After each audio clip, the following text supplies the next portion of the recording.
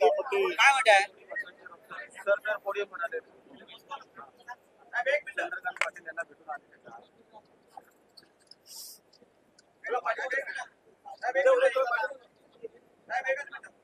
बोला. विधान परिषद निवडणूक सुरू आहे, मतदान प्रक्रिया पार पडते आहे. तुम्ही स्वतः विधान भवनात आलेल्या आहात. काय रणनीती कधी, कारण ठाकरे गटाला जवळपास 8 मतांची गरज आहे अतिरिक्त. ठाकरे गटाला म्हणजे शिवसेनेला लोकसभा निवडणुकीच्या निकालानंतर या इमारतीतलं राजकारण पूर्ण बदललेलं आहे, पूर्ण बदललं. आणि आज लागणारे निकाल हे पुढल्या 4 महिन्यात नंतर लागणाऱ्या निकालाच्या भविष्यात मला नांदी आहे. मागच्या निवडणुकीत इथून काही लोक पळून गेले. मागच्या विधान परिषदेच्या निवडणुकीनंतर ह्याच इमारतीतून, त्या वास्तूतून काही लोकांनी पळ काढ. आजच्या निकालानंतर कोण पळून कुठे जात आहे हे तुम्हाला संध्याकाळी कळेल. उमेदवार रिंगणामध्ये मी आहेत, इतकंच सांगू शकतो की महाविकास आघाडीचे 3ही उमेदवार विजयी होतील. काँग्रेसच्या प्रज्ञा सातव, शिवसेनेचे मिलिंद नार्वेकर आणि शेका पक्षाचे भाई जयंतराव पाटील हे सुद्धा आमचेच उमेदवार आहेत.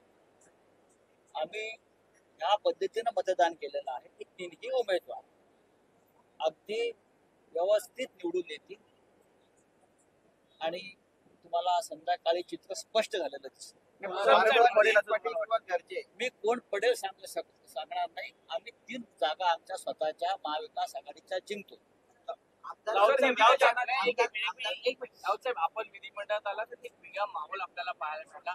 जुने सगळे आपले सहकारी होते ते आपल्याला येऊन भेटले. मला कोणी जुने सहकारी भेटले नाही. भाजपचे चंद्रकांत पाटील हे आमचे बघा राजकारणामध्ये.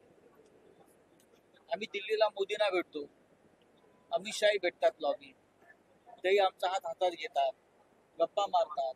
आम्ही अनेक वर्ष एकत्र काम केलेलं आहे. ते मंत्री आहेत त्या राज्याचे. त्यांचं आमचं काही व्यक्तिगत भांडण आहे का? हे भांडण राजकीय सुद्धा नाही, हे वैचारिक आयडिओलॉजिकल भांडण आहे. ते तसंच राहील. तुम्हाला बघून परत मागे फिरलो म्हणून मी भेटायला आलो.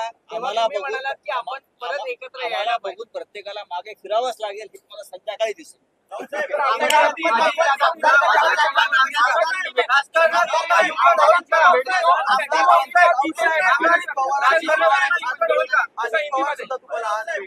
मला आज माझे अजित पवार भेटले, जयंतराव पाटील भेटले, शेका पक्ष जयंत पाटील भेटले, रमेश चिंचला भेटले, काँग्रेसचे सगळे नेते, राष्ट्रवादीचे भेटले, उद्धवजींना भेटले.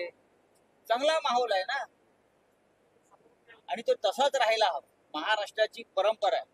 या महाराष्ट्रामध्ये राजकारणामध्ये विषयाचा प्रवाह कोणी सुरू केला असेल तर तो दुर्दैवानं भारतीय जनता पक्षानं सुरू केला. नाहीतर हा महाराष्ट्राचं राजकारण अत्यंत निर्मळ होतं. सर, मतदानाच्या प्रतीक्षेत आहेत. निवडणूक आयोगाकडे हे प्रकरण गेलेलं आहे. काय जायलाच पाहिजे.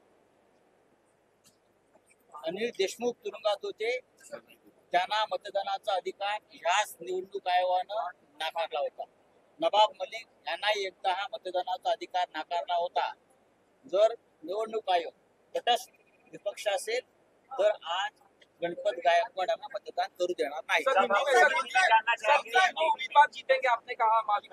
महाविकास आघाड़ी के 3 उम्मीदवार हैं, तीनों जीत गए हैं. प्रज्ञा सातव कांग्रेस, मिलिंद नार्वेकर शिवसेना और जयंत पाटिल हमारे हैं. महाविकास आघाड़ी के बहुत ही कंफर्टेबली उनकी जीत हो रही है. सर, गणपत गायकवाड़ को जो परमिशन दी गई वोट करने की और फ्रॉड है. अनिल देशमुख जी गृह मंत्री थे, जेल में रहे, उनको वोटिंग के लिए आने के लिए परमिशन की चुनाव आयोग ने नहीं दिया. यही वोट था.